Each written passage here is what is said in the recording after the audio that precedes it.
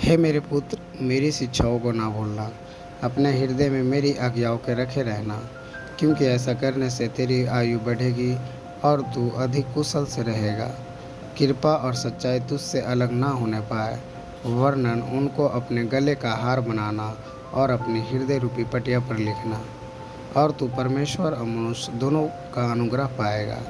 तू अति बुद्धिमान होगा। तू अपनी समझ का सहारा ना लेना, वरन संपूर्ण मन से यहोवा पर भरोसा रखना। उसी को स्मरण करके सब काम करना, तब वह तेरे लिए सीधा मार्ग निकालेगा। अपनी दृष्टि में बुद्धिमान ना होना, यहोवा का भय मानना और बुराई से अलग रहना। ऐसा करने से तेरा शरीर भला चंगा और तेरी हड्डियाँ पुष्ट रहेगी। अपनी संपत्ति के द्वारा और अपनी भूमि की पहली उपज दे देकर यहोवा की प्रतिष्ठा करना। इस प्रकार तेरे खत्ते भरे पूरे रहेंगे और तेरे रसकुंडों से नया दाख मधु उमड़ता रहेगा। हे मेरे पुत्र, यहोवा की शिक्षा से मुंह ना मोड़ना, और जब वह तुझे डांटे तब तू बुरा ना मानना, क्योंकि यहोवा जिससे प्रेम रखता है उसको डांटता है, जैसे कि बाप उस बेटे को जिसे वह अधिक चाहता है।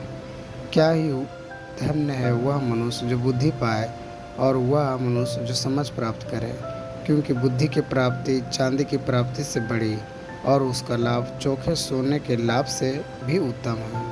वह मूंगे से अधिक अनमोल है, और जितनी वस्तुओं की तू लालसा करता है उनमें से कोई भी उसके तुल्य ना ठहरेगी। उसके दाहिने हाथ में दीर्घ आयु और उसके बाएं हाथ में धन और महिमा है। उसके मार्ग मनभाऊ है और उसके सब मार्ग कुशल के हैं। जो बुद्धि को ग्रहण कर लेते हैं उनके लिए वह जीवन का वृक्ष बनती है, और जो उसको पकड़े रहते हैं वह धन्य है। यहोवा ने पृथ्वी की नींव बुद्धि से ही डाली और स्वर्ग को समझ ही के द्वारा स्थिर किया। उसी के ज्ञान के द्वारा गहरे सागर फूट निकले और आकाश मंडल से ओस टपकती है। हे मेरे पुत्र, ये बातें तेरी दृष्टि की ओट ना होने पाए।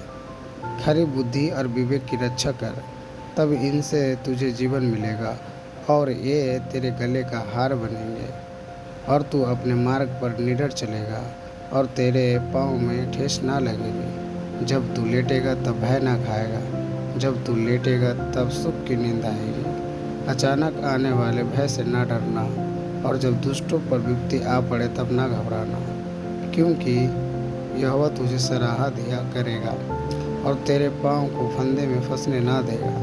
जिनका भला करना चाहिए, यदि तुझ में शक्ति रहे तो उनका भला करने से ना रोकना। यदि तेरे पास देने के कुछ हो तो अपने पड़ोसी से ना कहना कि जा कल फिर आना, कल मैं तुझे दूंगा। जब तेरा पड़ोसी तेरे पास बेखटके रहता है तब उसके विरुद्ध बुरी युक्ति ना बांधना। जिस मनुष्य ने तुझे बुरा व्यवहार ना किया हो उससे अकारण मुकदमा खड़ा ना करना।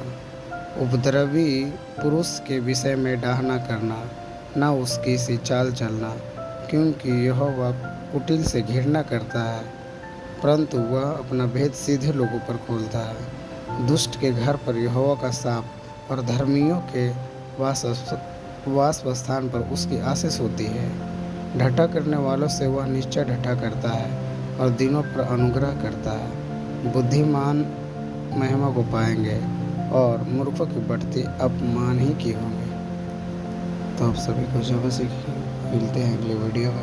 यदि आपके पास कोई प्रार्थना रिक्वेस्ट है तो आप हमारे कमेंट बॉक्स में डाल सकते हैं। धन्यवाद।